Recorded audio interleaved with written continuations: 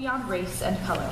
Our play takes place mostly in the 1950s and 60s, but you will encounter people, places, and events throughout the 20th and 21st centuries.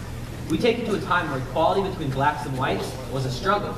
We take it to a time of great courage and possibility, and we hope that you enjoy our production of Martin and Malcolm, How Long Must We Wait?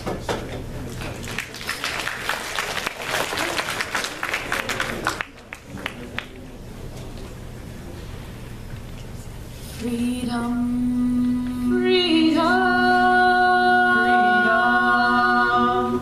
How long must we wait? Freedom. Now. How long must we wait? Freedom. Now. I want you to look at me. I fit a profile. It's not my fault. I am the needle. Two souls.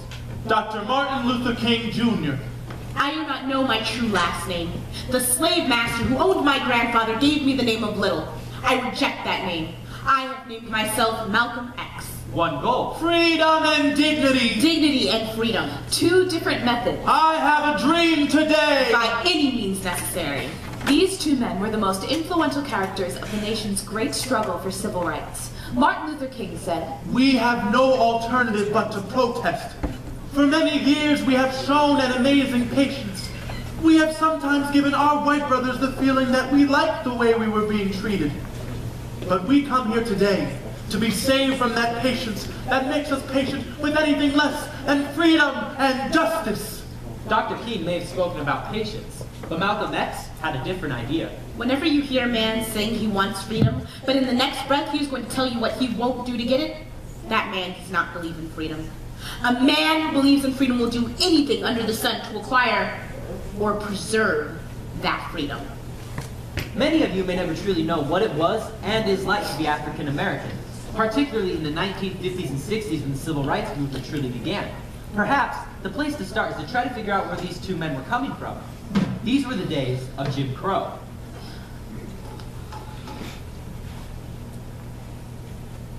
What do you want? We'd like some service. Don't you see the sign? We'd like some service, please. Look, why don't you get out of here before there's trouble? I don't think you're aware of how ugly things can get around here real fast. We are aware of that. We'd like some service. Oh, you would now. Look here, boy. Maybe you can't read, but I think you can figure out what that sign says. Your sign says whites only. We'd still like some service. Well, you see, I'm a big believer in law and order, and around here, that sign is law. We'd like some service. I don't care what you'd like. I ain't gonna serve you. Not now, not ever. Now get out. We'd like some service. Laws that prevented African Americans from eating in certain restaurants were called Jim Crow laws and dated all the way back 100 years to the time right after the Civil War. They were part of the world Dr. King and Malcolm X were born into. Malcolm X was born in 1925 in Omaha, Nebraska. When Malcolm was 6, his father was killed. He drifted into a life of crime, and when Malcolm was 20, he went to jail for robbery. In prison, Malcolm discovered the religion of a group called the Black Muslims, otherwise known as the Nation of Islam. They were led by a man named Elijah Muhammad. The Black Muslims believed that blacks should separate from whites. When Malcolm left prison in 1952, he became the leading spokesman for the Nation of Islam. He said, "We declare our right on this earth to be a human being, to be respected as a human being, to be given the rights of a human being in this society, on this earth, in this day which we intend to bring into existence by any means necessary." Many people felt that when Malcolm said by any means necessary, that included violence. Dr. King, on the other hand, was born in 1929 in Atlanta, Georgia. He entered Morehouse College at the age of 15. He studied the ideas of Thoreau and Gandhi. Nonviolence became an important issue to him, and he said, "Nonviolence is the answer to the crucial political and moral questions of our time. Darkness cannot drive out darkness. Only light can do that. Hate cannot drive out hate. Only love can do that." Martin went on to receive his doctorate from Boston University in 1955. In that same year, he began his career as civil rights leader with his role in the Montgomery bus boycott. Martin said. Being a Negro in America means trying to smile when you want to cry. It means having your legs cut off and then being condemned for being a cripple. It means seeing your mothers and fathers spiritually murdered by the slings and arrows of daily exploitation, and then being hated for being an orphan. And Malcolm said, Our common goal is to obtain the rights that America has been denying us. We cannot have civil rights if first our human rights are not restored. how do you get all the people to see each other as equals? Malcolm X had an idea of a place to start. Without education, you aren't going anywhere in this world. Can you hurry up? I don't want to be late to class again. Okay. Hey, did you study for the test? What's that? Oh my gosh, I'm so Oh, that's actually tired. I studied for that. I studied for that. Yeah. Which one, the geometry one or the That's all right. Settle down. Spanish ancient history? All right. Now this is February, and February is Black History Month. So now we'll take the time to look at the achievements of a few prominent African Americans. Every year it's the same thing. We march through regular history and then slam on the brakes and stop when we get to February for Black history. What do you mean by regular history? Nothing, Jasmine. It's history. It's just not as important as regular history. Is there a problem back there, Wendy? This fool doesn't think that Black history is real regular history. Oh, and what do you mean by that, Wendy? It's just that every year it's the same thing. We go through social studies class, and then we stop and learn about Harriet Tubman, Rosa Parks, and Martin Luther King. And what's wrong with learning about Dr. King? Nothing, Jasmine. It's just that we learn about him, Rosa Parks, and Harriet Tubman every year. Sometimes I think there are only 3 people in Black history. And Rosa Parks gets on the same dumb bus every year. If Rosa's getting on the bus, I know we're in social studies class, and it must be February. I need to go to the bathroom. I can't even disrespect Black History Month. Come on. Next stop, Union Avenue.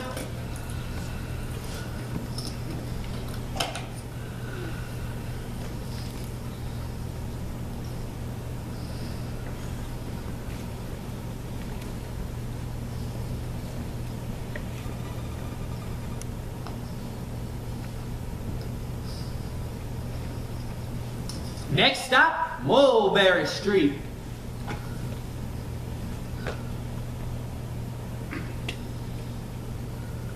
All you folks, be sure to clear your seats for the new passengers.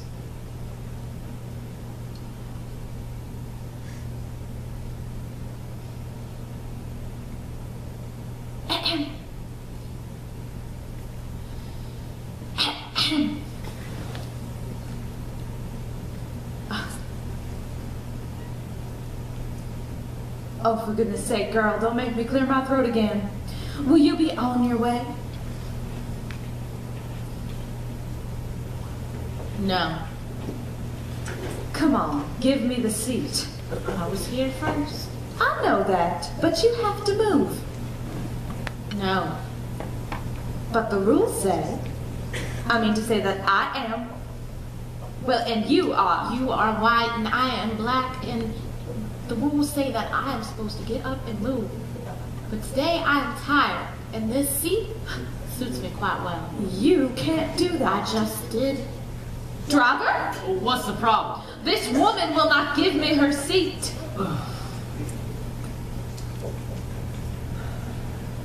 All right now, you better make it light on yourself and let her have this seat. No. You see what a disagreeable thing she is? Look here, I'm gonna have you arrested. You may do that. Are you gonna go to jail over a seat on this bus? I would rather go to jail than have to get up and move to the back of this bus one more time. I will not continually be humiliated over something I have no control over, the color of my skin. Lady, I'm gonna have you arrested. You may do that, but there is a young man coming. A young man with vision. A young man with passion. A young man who will help us see the glory of all people, no matter their color. We will not ride your buses until you allow the Negro to sit wherever they choose, just as a white passenger. We ask for fairness in this small way. Let us hope that the dark clouds of racial prejudice will soon pass away, and the deep fog of misunderstanding will be lifted from our fear-drenched communities. And in some not too distant tomorrow, the radiant stars of love and brotherhood will shine over our great nation in all their scintillating beauty. I am giving a speech about the power of freedom in Washington, D.C. I am going to make freedom ring for all the nation to hear. When we let freedom ring, when we let it ring from every village and every hamlet, from every state and every city, we will be able to speed up that day when all of God's children, black men and white men, Jews and Gentiles, Protestants and Catholics will be able to join hands and sing in the words of that old Negro spiritual. Free at last, free at last, thank God Almighty, we are free at last. We shall overcome. We shall overcome. We shall overcome someday. Oh, deep in my heart, I do believe we shall overcome someday. Don't get me wrong, those stories are amazing, but once is enough. By the fifth or sixth time, it's just not that interesting.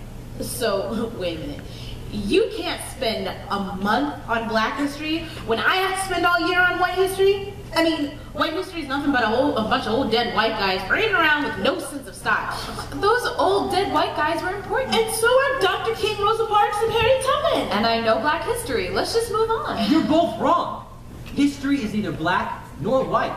We live in a multicultural world. I mean, maybe you do, but my world's just black and white. She's right. I have to disagree with you there, Jazz. We learned in class that society has laws that make races equal. I didn't say we weren't equal, but we do get treated differently. Ba-doom, ba, ba, ba-doom, ba, ba, ba-doom, ba, ba, ba-doom, ba, ba, ba-doom. You walk in the store, man stands at the door, he gives you a smile, you're shopping in style. Black woman walks in the same store, same man at the door, he gives her a stare, she doesn't seem to care. He follows her as she walks to the sales rack, so you can see she's shopping while black. Why follow black instead of white? He'd say he just used his sight, because while she had style, she fitted a profile. Ba-doom, ba, ba, ba-doom, ba, ba, ba-doom. You driving your car, you're not going far. Soon the police come along, you've done nothing wrong. They pull you out, then start to shout. A crime they laugh, you're just driving while black. So now you can see, just take it from me, it's hard all the while when you fit a profile. You fit a profile. You fit a profile. You fit a profile. You fit a profile. Racial profiling means to expect someone to commit a crime because of their race. The Constitution says we're all innocent until proven guilty. So the idea of profiling goes against this and plays into stereotypes. After September 11th, many people were calling for special rules for anyone that looked to be from the Middle East. Again, these were not people who committed crimes. They just happened to look like someone who did. Think about yourselves. What do most adults think about young people? Have you ever been followed around in a store because you were by yourself? Have you ever been asked not to stand in front of a certain business because you were just hanging out with your friends? Young people get profiled all the time. This often happens to African Americans because the perception is that African Americans commit more crimes, when the truth is that people of all backgrounds commit crimes. A famous man once said that history teaches us to hope. People are proud of their history. Many states in the South still display the Confederate flag. The Confederate flag flew over the Confederacy during the Civil War, from 1861 to 1865. The Civil War ended African American slavery and led to the adoption of the 13th, 14th, and 15th Amendments to the Constitution, giving full rights to all African Americans. Many white Southerners still look at the Civil War as the great lost cause and look back with fond memories for the bravery and valor of those who fought in the Civil War. To them, the Civil War and the lost cause are part of their history. To African Americans, the Confederate flag in the Civil War is a reminder of a time when society kept them as slaves. Some see the song Dixie in the same way. Oh, I wish I was in a land of cotton. Old times there are not forgotten. Look away, look away, look away, Dixieland. In Dixieland where I was born in early on one frosty morning. Look away, look away, look away, Dixieland. Oh, I wish I was in Dixie. Hooray, hooray. In Dixieland I'll take my stand to live and die in Dixie. Away, away, away down south in Dixie. You're proud of your heritage and what that song means to you? I sure am. Let me sing you my version of the song. Oh, I'm glad to live in a time of slavery. Old wounds there are not forgotten. Look away, look away, look away. Dixieland, in Dixieland where slavery lived. My grandfather was beaten. Be my back, yes sir man. Look away, Dixieland. Oh, you kept me in slavery. Shameful, shameful. In Dixieland you hurt my soul. We can't forgive old Dixie today. Today, today we reject old Dixie. That's my heritage. It's mine too. That's why I dropped it.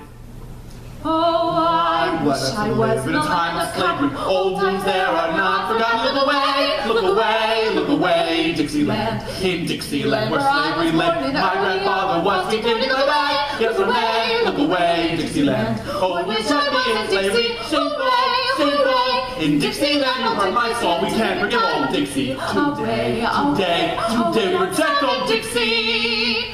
Why don't you guys try this one instead? Our government has made many laws to try to deal with the problems of prejudice. Dr. King had this to say about such laws. It may be true that the law cannot make a man love me, but it can keep him from lynching me. And I think that's pretty important. The law says we should see each other as equals. But do we? How do we see each other? I want you to look at me. Really, take a look. What do you see? If you look closely, what can you tell about me? Well, you can see I'm young, black, and devilishly handsome. But what can you really tell? Oh! I want you to look at me. Really, take a look. What do you see? Do you know what my talents are? Do you know what I stand for and believe in? I want you to look at me. Really take a look. What do you see? Can you tell how smart I am? Do you know what my dreams are? How do you know who I really am? I want you to look at me. Really, take a look. I have a passion for something so strong, nothing's gonna stop me. Can you tell what it is? Can you see what makes me who I am? Can you see us? We each stand here a unique mystery. You can't really tell anything about us. Well, that's not true. Just look at Alex. Yeah, you can tell by his shirt. He's a total jock. Yeah, and we all know that all jocks care about is sports. Yeah, and they're stupid. And they don't care anything about school. All they care about is scoring touch goals. Oh yeah? Well, what about you, Four Eyes? Yeah, Mr. Bookworm, we can tell you only care about schoolwork. And getting straight A's is all that matters to you. Yeah, you never hang out and relax. You don't care anything about being popular or having fun. Well, what about you? Yeah, being popular is all you care about. Yeah, the next time you actually go online and learn something will be the first time. Yeah, if it's not about fashion or guys, you don't care. Well, what about you? You've never even been on a date before. You spend all your time trying as hard as you can to not fit in. Yeah, all you care about is listening to music and fighting for the environment, man. You'll go against anything anyone in authority has to say. You think I'm like that because of this shirt? I'm top of my class. This shirt belongs to my brother, and I've had a boyfriend on the football team for 6 months. You think I'm a jock because of this shirt? I happen to like sports. Truth is, I'm a klutz. I like to play chess and read books. You think all I want is to be popular because I have these pom-poms? I brought these in for a report I'm doing on the changing roles of women in society. I take all advanced courses and have a scholarship to Harvard. You think I'm smart because I wear glasses? I wear glasses because I can't see. What I really want is to get into an art school. I'm a painter. Look at me. Look at me. Look at me. Look at me. Be sure that what you see doesn't make you feel foolish when you find out the truth. There's another thing about us you can see. I'm white. Me too. I'm black. I'm black and white. We make decisions based on people's race, Whether they're smart or dumb. Rich or poor. safe or unsafe. We may not mean to, but we do. It's good to feel good about how far we've come since Martin and Malcolm were with us, but let's not be too quick to congratulate ourselves. Race still matters. Deep down inside yourself, ask some tough questions. What do you think when you see someone of a different race? Do you judge them? You may be just as wrong as we were with each other. No one wants the truth is, he scared white people. He was thought of as an angry black man and did not agree with King's call for total nonviolence. Concerning nonviolence, it is criminal to teach a man not to defend himself when he is the victim of brutal attacks. Frustration of the 1960s led to the formation of the Black Power movement. This attempted to use violence to achieve equality. Dr. King understood this urge to use such violence. The call of Black Power is a cry of disappointment. It is born from the wounds of despair and disappointment. It is a cry of daily hurt and persistent pain. Even today, black and white America lives separately in many ways. Take a seat, Tyrone.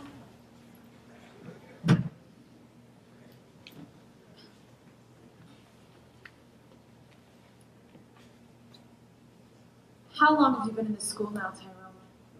I don't know. Well, it's been about 4 months. How are things going for you here? All right. Well, your file isn't looking very all right. You've had 7 discipline referrals, and you're failing all your classes. Not art. No, you got a DNR. Excuse me. You're excused. I looked up your records from your previous school. You were an A and B student. So? So, tell me how a student who's earning A's and B's in one school suddenly turns into a student who won't graduate. I don't know. What do you know? I know I'm hungry and I'm missing lunch. Can I go? I'd like you to stay. Why are you always in trouble, huh? I don't know. Yes, you do. No, I don't. Tell me why a bright kid is failing out of one of the best schools in the South. I don't know. Yes, you do. I'm the needle. Excuse me? I said I'm the needle. I'm afraid I don't understand. I'm afraid every day. I mean needle as in haystack. Oh, Miss Lindner, I gotta tell you something. I'm black. I've noticed. And so does everybody else in this school. I mean, don't get me wrong. This is a nice school full of nice people. Nice white people. You know how many black students are in this school? I don't have the figures in front of me.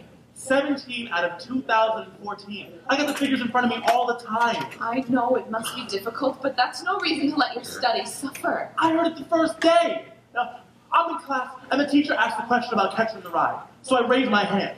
She looks surprised, and then tells me I got it wrong. I see all these kids laughing at the dumb black guy from Philly. Never once did that teacher or that class think that maybe I would have a different idea about some stupid preppy white kid going to a prep school in the 1950s. So I shut down. People think I'm dumb, I'll be dumb. They think I'm tough, I'll be tough. I'm not fighting against what these people think. You will fail. So, isn't that what's going to happen even if I do try? You have to try. I don't have to do anything. All I want is to not be the needle. But I am the needle. You know what happens to the needle, Miss Lindner? You tell me. It disappears. Nice people like you look for the needle for a while. Maybe they even start to throw aside piles of hay, searching, convinced that they don't find it, it'll soon disappear. But even nice people move on. I won't do that. Yes, you will. We don't want you to find us. Why not? Well, because we have to have discussions like this. I mean, how can I explain to you what it feels like to feel like you're being judged all the time? How can I explain to you what it feels like to have history and stereotypes making people feel like they know you? I just want to get what I need in school and move on. I don't have time for this. I'm afraid if you keep trying to be lost, you'll never find your way back. Don't let the problems of society ruin your chances for success. Tyrone. Ugh, that Spanish history test was ridiculous. Hey, Jasmine. Hey, I'm sorry about what happened in class before. I didn't mean anything. It's okay. I just don't think that we study enough black history. Well, you can study a lot more when you go to college. If I get in. Are you kidding? It'll be a breeze for you with all those programs. What programs? You know, affirmative action programs. Wow. You really know how to stick your foot in your mouth. So you think the only way I can get into college is through an affirmative action program? No, that's not the only way you can get into Yeah, college. that's what you're saying. No, that's not what I said. No, I can't even. Jasmine.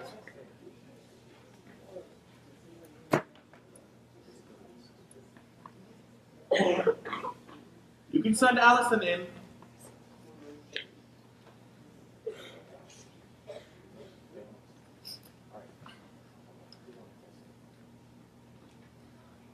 So, as you can see, I have excellent credentials and a lot of experience.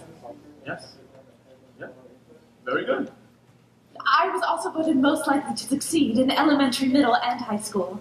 Yeah, one of your references here mentioned you as the greatest human being on the planet under the age of 25. Yes, that was my English lit professor. I saved his daughter from drowning. Very nice. So, do I get the job? Well, your resume and references are outstanding. And you get the highest score on our aptitude test ever recorded. Great. When do I start? I'm sorry, this isn't going to work out. What? You lack certain qualities we're looking for. What qualities? I don't understand. So sorry. Oh, I'm sorry, Mr. White. I just want to thank you again for the job. Oh, no problem, Miss Jones. We're glad to be working with you. Susan? Is that you? Allie? I'm good, but I'm here not getting hired.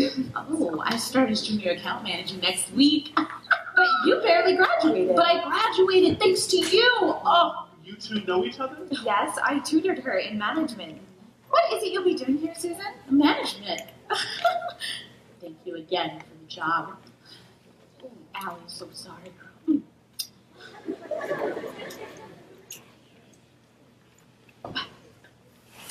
As I was saying, you don't have what we're looking for. And she does. She has what we're looking for. But I'm more qualified. Our decision is final. You mean she's black? Now, wait a Is minute. this one of those affirmative action programs? Well, we do make an effort to hire people of color. But I'm more qualified. She has what we're looking for. It's not my fault I'm white. I didn't oppress anyone. Now, wait just a minute. No, let's be honest here. You're not hiring me because I'm white. Hold on now. You can't say that. Why not? Last time I checked, I was white. It makes people uncomfortable. So, look, you're black and I'm white. It's race. Let's talk about it. But you might offend people. So maybe it's okay for people to get offended. Yeah, maybe it challenges the way people think. I just don't think people can handle it. I'd give the people in this audience a little bit more credit than that. I think they can handle it just fine. Yeah, so why would a white woman like me get hired sometimes? Because people like you have been getting hired for the past 300 years. Maybe it's okay to hire some people of color so that other minorities can get an opportunity. But that stinks for me. But it might be better for everyone else. Affirmative action was an attempt by the government to do something about race inequality in America. For years, the government was pressured by Dr. King and Malcolm X to do something. In 1964, the Civil Rights Act was passed. This made discrimination illegal in any public facility. This was the culmination of Dr. King's work. 1964 was also an important year for Malcolm X. During that year, he changed his ideas and began to see people not in terms of black and white, but as Dr. King said, by the content of their character. He went on a religious pilgrimage to Mecca, the holy city of Islam. Throughout my travels in the Muslim world, I have met, talked to, and even eaten with people whom in America would have been considered white, but the white mindset had been removed from their minds. Never before have I seen such brotherhood practiced by all people, regardless of their color. These comments surprised many people, for Malcolm had once claimed that all white people were devils. He stopped calling for black and white separation and began to embrace the idea of integration. My pilgrimage has broadened my scope. It has given me a new insight. I have seen blue-eyed blondes with black-skinned Africans in true brotherhood. In the past, yes, I have made sweeping indictments of all white people. I will never again be guilty of that. I am not a racist. I am against every form of racism, every form of discrimination. I believe in human beings and that everyone should be treated as such. Some of his former followers did not like this idea. As Malcolm X was giving a speech in New York City in early 1965, a young man in the audience stood up and shouted, Get your hands out of my pocket! As the audience turned to see what the young man was talking about, two other men ran in front of Malcolm and shot him several times. Malcolm's wife and children were only a few feet away from him. The African-American actor Ossie Davis spoke at his funeral, and this is what he said.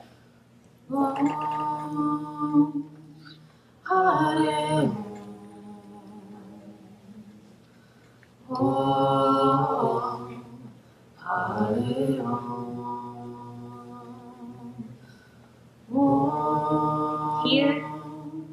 this final hour, in this quiet place, Harlem has come to bid farewell to one of its brightest hopes, extinguished now and gone from us forever.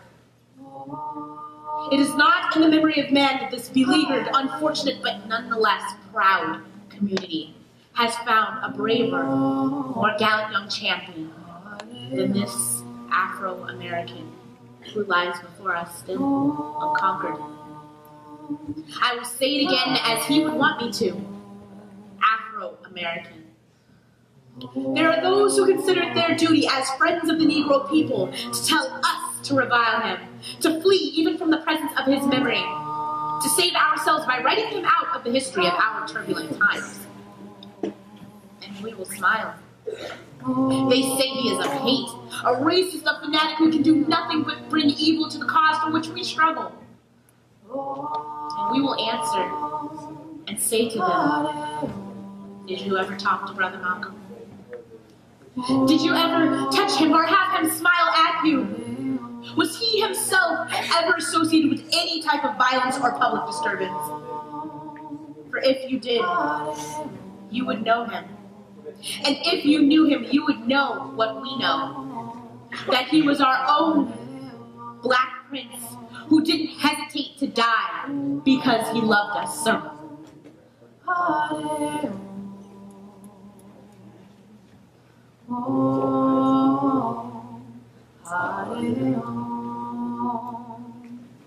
In 1968, Dr. Martin Luther King was in Memphis, Tennessee, helping out with a protest by city workers. He gave a speech where he said the following. We've got some difficult days ahead, but it doesn't matter with me now, because I have been to the mountaintop. Like anybody, I'd like to live a long life, but I'm not concerned about that now.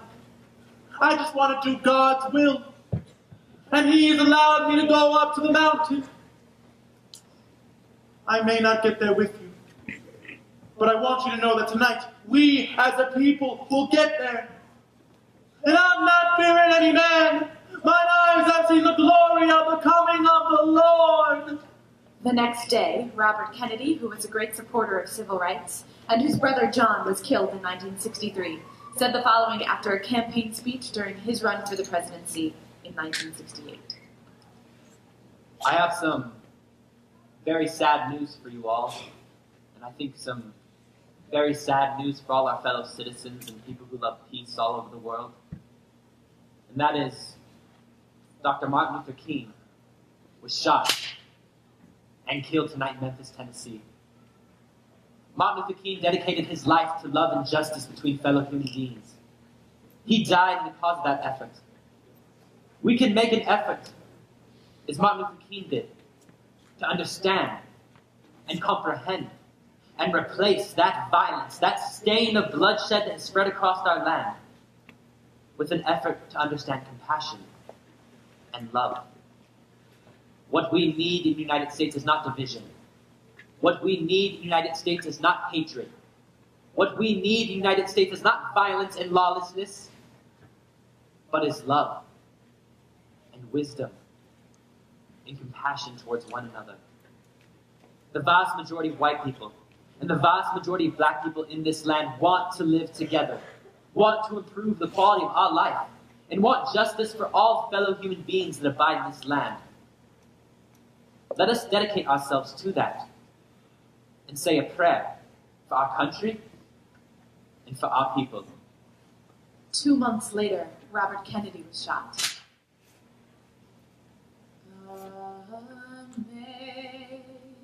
Amazing grace, how sweet the sound that saved a wretch like me.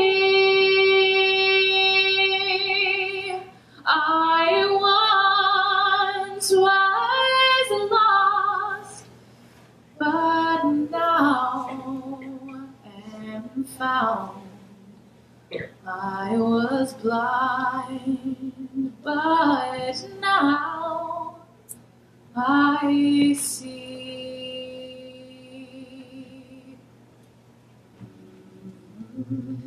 Malcolm X died on February 21st, 1965, and Martin Luther King died on April 4th, 1968. Mother, mother, there's too many of you crying. Oh, brother, brother, brother, there's far too many of you dying. You know we've got to find a way to bring some loving here today. What's going on? What's going on? Yeah, what's going on? What's going on? He put on his hoodie, and he went outside where a man saw him and thought he looked suspicious. He never came back. It was February of 2012 in Sanford, Florida. His name was Trayvon Martin. What exactly happened? You and I can't know. But what we do know is that a young black man was killed. What's going on? What's going on? He took some cigars from the store and pushed a man. He never came back. It was August of 2014 in Ferguson, Missouri. His name was Mike Brown. What exactly happened? You and I can't know. But what we do know is that a young black man was killed. If you listen closely, you can hear the sounds of Martin and Malcolm weeping. Oh, what's going on? What's going on? Yeah, what's going on? What's going on? Where is the dream today? Gone are the days of Jim Crow and segregation. The law now says we're all equal. With racial profiling, affirmative action, our history, and the tendency to still judge others by appearances, where is the legacy of Martin and Malcolm today? I think it can be best summed up by Dr. King when he once said, We are simply seeking to bring into full realization the American dream, a dream yet unfulfilled. When it is realized, the jangling discords of our nation will be transformed into a beautiful symphony of brotherhood, and men everywhere will know that America is truly the land of the free and the home of the brave. Times have changed, but the legacy of Martin and Malcolm still has much to teach us. I think Martin and Malcolm would be proud that there's a black man in the presidency. And President Obama once said, What we know, what we have learned, is that America can change. That is the true genius of this nation. What we have achieved gives us hope, the audacity to hope for what we can and must achieve tomorrow. Freedom, freedom, freedom. How long must we wait? Freedom. now. Thank you.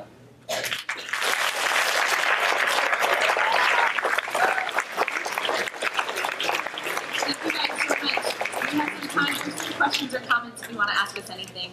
So we'll do a little bit of a talk back. We're going to introduce ourselves one more time. I'm Quinn, and I graduated from Temple University. My name is Alex. I graduated from the University of Utah. My name's Brianna. I graduated from Arcadia University. My name's Alana, and I graduated from Ithaca College. So any questions for us?